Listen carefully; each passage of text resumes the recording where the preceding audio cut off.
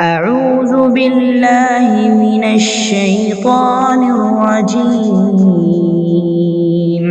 بسم الله الرحمن الرحيم إن الحمد لله نحمده ونستعينه ونستغفره ونعوذ بالله من شرور أنفسنا ومن سيئات أعمالنا من يهده الله فلا مضل له ومن يضلل فلا هادي له وأشهد أن لا إله إلا الله وحده لا شريك له وأشهد أن محمدا عبده ورسوله يا أيها الذين آمنوا اتقوا الله حق تقاته ولا تموتن إلا وأنتم مسلمون يا أيها الناس اتقوا ربكم الذي خلقكم من نفس واحدة خلق منها زوجها وبث منهما رجالا كثيرا ونساء واتقوا الله الذي تساءلون به والأرحام إن الله كان عليكم رقيبا يا أيها الذين آمنوا اتقوا الله وقولوا قولا سديدا يصلح لكم أعمالكم ويغفر لكم ذنوبكم ومن يطع الله ورسوله فقد فاز فوزا عظيما أما بعد فإن خير الحديث كتاب الله وخير الهدي هدي محمد صلى الله عليه وسلم وشر الأمور محدثاتها وكل محدثة بدعة وكل بدعة ضلالة وفي رواية وكل ضلالة في النار أعوذ بالله السميع العليم من الشيطان الرجيم يا بني إسرائيل اذكروا نعمتي التي أنعمت عليكم وأني فضلتكم على العالمين صدق اللہ العظیم۔ تمام قسم کی تعریفیں و بڑائی و بزرگی اللہ رب العالمین کے لیے ہے، جو خالق کائنات ہے، مالک کائنات ہے، مدبر کائنات ہے، اور لاکھوں کروڑوں درود و سلام آپ صلی اللہ علیہ وسلم پر، جنہیں اللہ سبحانہ و تعالی نے سارے دنیا کے لیے رحمت بنا کر مبعوث کیا۔ عزیز ساتھیوں، ماؤں بہنوں اور خواتین اسلام، میں سب سے پہلے اللہ رب العزت کی بارگاہ میں دعا کرتا ہوں کہ اللہ تعالیٰ جس طرح ہمیں اس مبارک مجلس میں جمع کیا ہے، اسی طرح ہمیں جنت الفردوس میں جمع کریں، آمین یا رب العالمین۔ لفظ اسرائیل یا پھر انگریزی میں اسرائیل، یہ دو الفاظ ہیں یا پھر ایک ہی لفظ کہیے، یہ سب سے زیادہ گردش، سب سے زیادہ گھومتے ہوئے آج کل لوگ اسے دیکھ رہے ہیں۔ اگرچہ کہ اسرائیل کا لفظ قرآن میں کئی جگہ استعمال ہوا ہے۔ اسرائیل، اللہ سبحانہ و تعالی نے ایک جگہ ارشاد فرمایا، کل الطعام کان حلا لبنی اسرائیل الا ما حرم اسرائیل علی نفسہ۔ اللہ نے کہا کہ بنی اسرائیل کے لیے تو پورا کھانا، ہر قسم کی غذا حلال تھی، سوائے ان چیزوں کے جسے اسرائیل نے اپنے اوپر حرام قرار دیا تھا۔ تو اسرائیل جنہوں نے اپنے اوپر حرام قرار دیا تھا بعض چیزوں کو، بعض کھانوں کو، تو اللہ نے یہاں پر لفظ اسرائیل استعمال کیا، اور لفظ اسرائیل سے مراد یعقوب علیہ السلام ہے۔ اسرائیل یعقوب علیہ السلام کا نام تھا، لیکن ان سے جڑے ہوئے لوگ، ان کی نسل کو، ان کی اولاد کو بنو اسرائیل کہا گیا، اور قرآن نے بنو اسرائیل کے لفظ کو بہت زیادہ استعمال کیا، بلکہ بنو اسرائیل کو قرآن نے ہماری اس امت کے لیے بطور عبرت، بطور درس قرآن کے اندر رکھ دیا، کیونکہ نبی صلی اللہ علیہ وسلم نے کئی جگہ یہ ارشاد فرمایا تھا کہ ہم ایسی قوم ہوں گے، یعنی نبی صلی اللہ علیہ وسلم کی امت میں سے بعض افراد ایسے بھی ہوں گے جو بالکل بنی اسرائیل کے نقش قدم پر چلیں گے، جیسے نبی صلی اللہ علیہ وسلم نے حنین کے موقع پر ارشاد فرمایا۔ آپ صلی اللہ علیہ وسلم حنین کے لڑائی سے واپس آ رہے تھے۔ حنین ایک ایسی لڑائی ہے جس میں مسلمانوں کو ہزیمت اور شکست کا چہرہ دیکھنا پڑا۔ اگرچہ کہ تعداد میں بڑے تھے لیکن غرور داخل ہونے کی وجہ سے اللہ نے انہیں ایک مزہ چکایا اور مسلمانوں کو نقصان اٹھانا پڑا. اور مسلمانوں میں بہت بڑی تعداد ان کی تھی جن لوگوں نے ابھی ابھی اسلام قبول کیا ہوا تھا، نئے مسلمان تھے. بہرحال اس لڑائی میں مسلمانوں کو شکست کی منہ دیکھنی پڑی، اور جب یہ واپس آ رہے تھے تو راستے میں ایک گھاٹی سے گزرتے ہیں تو وہاں پر یہ دیکھا گیا کہ گھاٹی کے بعض قبائلی لوگ وہاں کے ایک درخت کی عبادت کر رہے ہیں. درخت میں انہوں نے اپنے تلوار اٹکائے ہوئے ہیں اور اس درخت سے برکت حاصل کر رہے تھے. تو اسے دیکھ کر جو لوگ ابھی ابھی اسلام قبول کیے تھے انہوں نے نبی صلی اللہ علیہ وسلم سے کہا، یا رسول اللہ اجعل لنا ذات انواط کما لهم ذات انواط، اے اللہ کے رسول ہمارے لیے بھی ایسا کچھ ایک درخت بنا دیجئے جیسے ان لوگوں کے پاس ایک درخت ہے جس کی یہ عبادت کرتے ہیں. تو نبی صلی اللہ علیہ وسلم نے کہا، اللہ اکبر، تم لوگوں نے وہ کہا جو بنی اسرائیل نے موسیٰ سے کہا تھا. موسیٰ نے جب بنی اسرائیل کو سمندروں سے نکال لائے تھے، فرعون کے شکنجے سے بچایا تھا، جب بنی اسرائیل صحرا میں داخل ہوئی تو وہاں پر انہوں نے ایک ایسی قوم کو دیکھا جو بت پرستی کر رہی تھی. بنو اسرائیل ابھی انہوں نے بہت بڑا معجزہ دیکھا. دونوں طرف پہاڑ پانی کے کھڑا کر دیے گئے اور بیچ میں سے اتنا بڑا راستہ اس میں اللہ نے چلایا اور ان کے قدموں نے پانی کو چھوا تک نہیں. اتنا بڑا معجزہ انہوں نے دیکھا، لیکن جیسے ہی اس قوم کو انہوں نے دیکھا وہ عبادت کر رہے ہیں، شرک کر رہے ہیں، انہوں نے کہا، اے موسیٰ ہمارے لیے بھی ایسا کچھ بنا دیجئے. تو اللہ سبحانہ و تعالیٰ نے بنی اسرائیل پر عذاب اتارا اور 40 سال تک انہیں سینا کی صحراؤں میں بھٹکاتا رہا. تو عزیز ساتھیوں، نبی صلی اللہ علیہ وسلم نے اپنی احادیث میں کئی ایک جگہ یہ تنبیہ کی، یہ نشاندہی کی، اسے لے کر کوشن سنایا کہ یہ امت ایسی ہے جو بنی اسرائیل کے راستے پر چل سکتی ہے. تو بہرحال لفظ اسرائیل قرآن میں کئی جگہ استعمال ہوا، لیکن آج یہ اسرائیل کا لفظ سب سے منحوس لفظ مانا جا رہا ہے. یہ اسرائیل جس کی طرفداری ساری دنیا کرا کرتی تھی، لیکن اللہ نے ایک ایسا ماحول بنا دیا سوائے ایک دو غنڈوں کے باقی تمام لوگ اب اسرائیل کے مخالف ہو گئے ہیں، چونکہ انہوں نے جو ظلم کیا ہے، انہوں نے جو ظلم ڈھایا ہے، ایسا ظلم کبھی بھی انسانیت نے یہ قریب کی تاریخ میں کبھی نہیں دیکھا. انہوں نے انسانوں کو جانوروں کی طرح ان پر بمباری کی، اور نہ انہوں نے بچے دیکھے، نہ انہوں نے عورتوں کو دیکھا، نہ انہوں نے بزرگوں کو دیکھا، نہ انہوں نے مسجدوں کو دیکھا، نہ انہوں نے کلیساؤں کو دیکھا. اندھا دھن انہوں نے بمباری کی. یہاں تک کہ امریکن رپورٹرز، وہاں کے جرنلسٹ یہ کہہ رہے ہیں کہ دنیا میں سب سے پہلے یہ لوگ ہیں جنہوں نے بمباری کی بغیر کسی ٹارگٹ کے. ان کے 50% بمباری بغیر کسی ٹارگٹ کے، کسی کو انہوں نے ٹارگٹ نہیں کیا، صرف بم گرانا مقصد تھا تو انہوں نے خوب بم گرائے اور ایسا ظلم کیا کہ مومنوں کے دل میں قرآن پر یقین زیادہ ہو گیا.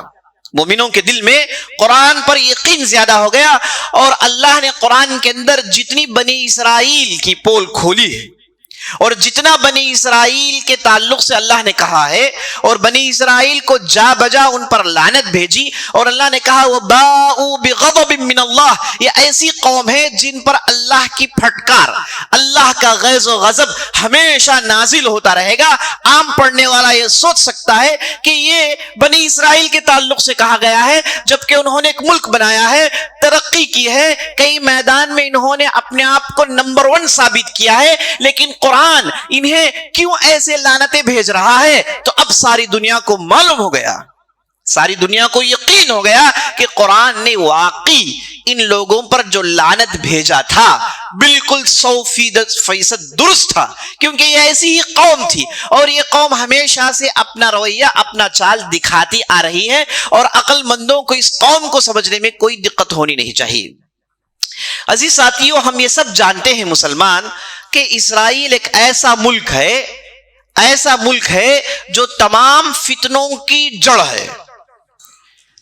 کئی ایک جرنلسٹ کئی ایک عقل مند، سمجھدار، ہوشیار انٹلیکچوئلز دنیا کے، انہوں نے کئی زمانوں سے اپنی کتابوں میں، اپنے آرٹیکلز میں لکھا ہے کہ دنیا کی پریشانی کا واحد حل یہ ہے کہ اس دنیا کے چہرے سے اسرائیل نامی کوئی ملک نہیں ہونا چاہیے. جب تک یہ ملک رہے گا یہ دنیا پریشان ہوتی رہے گی. یہ مسلمانوں نے ہی کہا، دنیا کے اکثر بیشتر جرنلسٹ نے ان باتوں کو پہلے لکھ ڈالا کہ اگر دنیا میں امن چاہتے ہیں، مثال کے طور پر اگر انڈونیشیا میں امن چاہیے، اگرچہ کہ انڈونیشیا اور اسرائیل میں کافی فاصلہ ہے لیکن وہاں پر بھی امن چاہیے تو اس ملک کو نہ ہونا چاہیے، کیونکہ یہ ملک ایسا ملک ہے جس نے ساری دنیا کو پریشان کیا ہوا ہے.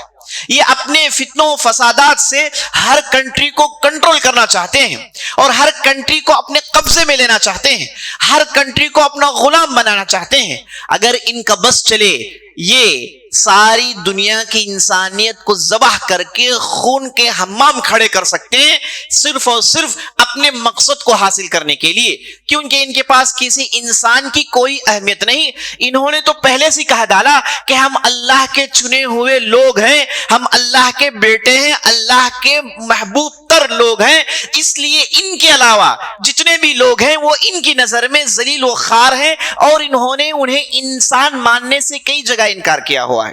تو عزیز ساتھیوں، یہ سارے مورخین اور سارے عقل مندوں نے کہہ دیا کہ دنیا میں جب تک اسرائیل نامی کوئی ملک رہے گا، دنیا کے اس میپ میں جب تک ایک ملک رہے گا ساری دنیا پریشان ہوتی رہے گی. یہ ایک حقیقت ہے. لیکن اگر آپ اسرائیل کے اندر جو چل رہا ہے، وہاں پر جن چیزوں کو پروموٹ کیا جاتا ہے، وہاں پر جس انداز سے وہ زندگی گزارتے ہیں، اس پر اگر آپ کی نظر پڑی تو آپ کو معلوم ہو جائے گا کہ یہ واقعی منحوس تر لوگ ہیں. پہلے تو یہ جان لیجئے کہ اسرائیل جب تک زمین میں ہوگا تب تک ساری دنیا میں ہر قوم کے اندر ریبل کرنے والے پیدا ہوتے رہیں گے، کیونکہ اسرائیل نے ایک اچھی خاصی زمین کو ہڑپ کر اسے اپنے قبضے میں لے کر وہاں کے اچھے خاصے لوگوں پر ظلم کر کے انہیں ریبل بنانے تک کا ماحول انہوں نے بنایا.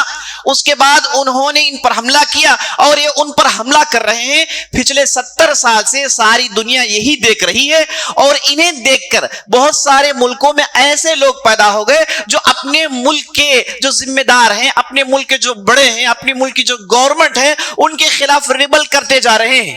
یاد رکھ لیجئے اس کی بنیادی وجہ انہوں نے ایک نمونہ پیش کر دیا ہے ساری دنیا کے لیے، اور جب تک ساری دنیا اس ملک کو دیکھے گی اور اس ملک کے لوگوں کو دیکھے گی اور کس انداز سے ظلم کرتے ہیں یہ دیکھے گی اور کس انداز سے ظالمین ان کی مدد کر رہے ہیں یہ دیکھے گی، تو یاد رکھ لیجئے ہر ملک کے اندر کوئی نہ کوئی ایسے عنصر، کوئی نہ کوئی ایسے ایلیمنٹس اٹھتے رہیں گے جو لوگوں کو پریشان کرتے رہیں گے.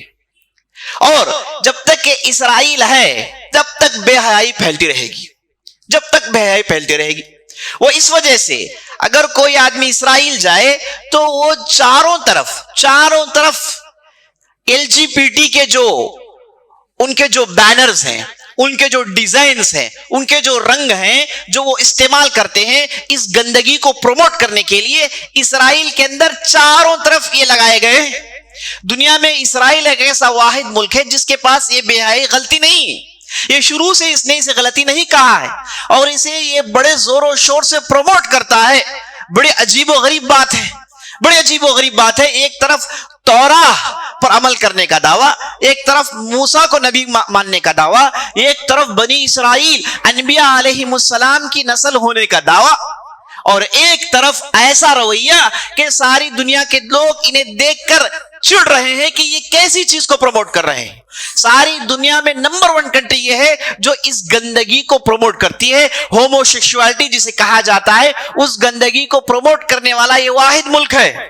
اور ساری دنیا میں سب سے زیادہ بے حیائی، گندگی اور ہر قسم کی عیاشی فیاحشی کے اڈے اسی ملک کے اندر لگے ہوئے ہیں. اور یہ آپ جان لیجئے کہ یہ لوگ ان چیزوں کو باقاعدہ پروموٹ کرتے ہیں اور باقاعدہ لوگوں کو مجبور کرتے ہیں کہ ان کاموں کو کریں. اور یہ ایسا ملک ہے جس نے دنیا کے ترقی یافتہ ملکوں کو اسے ماننے پر مجبور کیا ہے. اور سبوں سے کہا ہے کہ ان چیزوں کو تمہیں لاگو کرنا چاہیے. اب اس کے پیچھے ان کے کیا مقاصد ہیں, کن چیزوں کے لیے کر رہے ہیں, یہ سب جانتے ہیں, عقل مند جانتے ہیں, اللہ بہتر جانتا ہے. یہ اصل میں ساری انسانیت کو برباد کرنے کے سامان تیار کر رہے ہیں. عزیز ساتھیو, یہ جو اسرائیل ملک ہے, اس ملک کا وجود یہ جب تک وجود میں رہے گا, جب تک یہ لوگ اسے دیکھتے رہیں گے, ساری دنیا کے جو ذمہ دار ہیں وہ ظلم کرتے رہیں گے.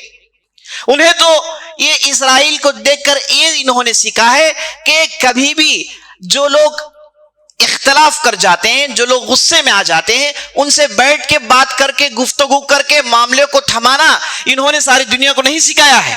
انہوں نے مخالفین پر بم مار کے, مخالفین کو جلا کے, جھلسا کے, ہے نا, انہیں مجبور کر کے ساری دنیا کو بتا دیا کہ ایسے ہی لوگوں کے ساتھ سلوک کرنا چاہیے. جو بھی تمہارا مخالف ہے اسے ختم کر دو, اسے زندہ نہ چھوڑو. اس کا درس یہ ساری دنیا میں دے رہے ہیں عزیز ساتھیوں, یہی چیز ساری دنیا کو بتا رہے ہیں. تو اس لیے مختصر عرض یہ ہے کہ جب تک یہ ملک وجود میں رہے گا ساری دنیا پریشان ہوتی رہے گی, ساری دنیا پریشان ہوتی رہے گی. تو اب حل کیا ہے؟ حل یہ ہے کہ جیسے انہوں نے ظلم کر کے زمین کو ہڑپا ہے, اس زمین کو واپس کرنا چاہیے, اس زمین ان حقداروں کے ہاتھ میں دینا چاہیے. جب تک یہ نہیں ہوتا ساری زمین پریشان ہوتی رہے گی, ساری زمین میں ظلم اور ستم عام ہوتے رہے گا. یہ جو کہتے ہیں, بعض لوگوں نے یہ کہا کہ اسرائیل اسے 2 حصوں میں بانٹ دینا چاہیے, ایک حصہ فلسطینیوں کے ہاتھ میں اور ایک حصہ یہودیوں کے ہاتھ میں. شروع میں فلسطین کے اندر جو پارٹیاں تھی انہوں نے اس آئیڈیا کو قبول کیا. خاص طور پر ایک صاحب تھے جن کا نام تھا یاسر عرفات. انہوں نے ایک پارٹی شروع کی تھی جس کا نام تھا فتح. اس پارٹی میں انہوں نے یہ پروپیگنڈا کیا کہ چونکہ اسرائیل تو موجود ہے اور یہاں کے یہود بھی موجود ہیں, تو انہیں یہاں سے نکالنا تقریباً ناممکن ہے. خامخواہ کی لڑائی کے بجائے, خامخواہ کے خون خرابے کی بجائے ہم کیوں نہ ان سے اتفاق کر لیتے ہیں, ہم ان کے بعض علاقوں کو مان لیتے ہیں, وہ ہمارے بعض علاقوں کو مان لیں گے, مسئلہ حل ہو جائے گا. یہ پارٹ یاسر عرفات کو پڑھایا گیا اور یہ صاحب اوسلو پیکٹ نامی 1993 میں انہوں نے ایک پیکٹ میں سائن کیا اور اس پیکٹ میں انہوں نے اسرائیل گورنمنٹ کو مانا. لیکن تعجب کی بات یہ ہے, یہ ان کا اپنی رائے تھی.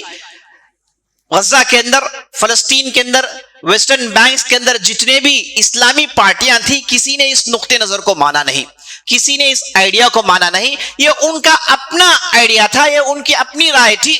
لیکن تعجب کی بات یہ ہے کہ جب یہ پیکٹ سائن کیا جا رہا تھا اور یہودیوں کو یہ کرنے سے روکا گیا تھا کہ وہ ویسٹرن بینک میں اپنے سیٹلمنٹس کو زیادہ نہ کریں, یہ ایک طرف سائن کر رہے تھے اور اسرائیل کے اندر وہاں کے جو ذمہ دار ہے انہوں نے ان چیزوں پر بھی دستخطیں کی کہ اور یہ جو سیٹلمنٹس ہیں اسے بڑھائے جائیں گے. تو ایک قسم کا انہوں نے مذاق کیا اور اس کے بعد ساری دنیا کو پھر یہ بتا دیا کہ اگر فلسطین کے حصے 2 کیے جائیں, ایک حصے میں یہودی رہیں, دوسرے حصے میں دنیا کی کوئی دوسری بھی قوم رہے, وہ قوم امن و چین سے رہ نہیں سکتی.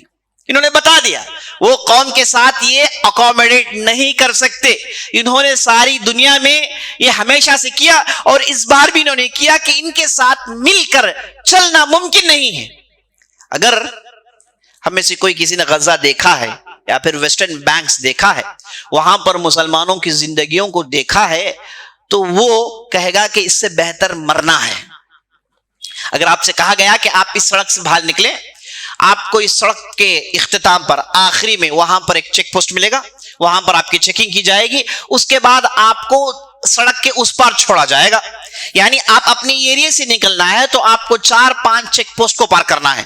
یہ 1 دن 2 دن نہیں, روزانہ معمولی چیز بھی اگر آپ جانا چاہتے ہیں تو آپ کو یہ چیک پوسٹ پار کرنا پڑتا ہے. آپ تصور کریں, کیا کوئی آدمی اس علاقے میں رہ پائے گا؟ اور اس کے بعد کبھی کبھار ہوتا یہ ہے کہ چیک پوسٹ کے اس پار شادی ہو رہی ہے، اب اس پار رشتہ دار رہ رہے ہیں، اب یہ شادی کے لیے جا رہے ہیں، ان کے پاس دلہا ہے اور وہاں پر دلہن بیٹھی ہوئی ہے، تو چیک پوسٹ پر پہنچتے ہیں تو وہاں پر جو آرمی بیٹھا ہے، جو سولجر ہوتا ہے، وہ بغیر کسی سبب کے 4-5 گھنٹے وہ دیری کرے گا، کوئی ریزن نہیں ہے. وہاں پر پوری شادی کا انتظام کیا ہوا، یہ کہے گا کہ رکے رہو، کیوں روک رہے ہو؟ کوئی جواب نہیں، دینا ضروری نہیں ہے.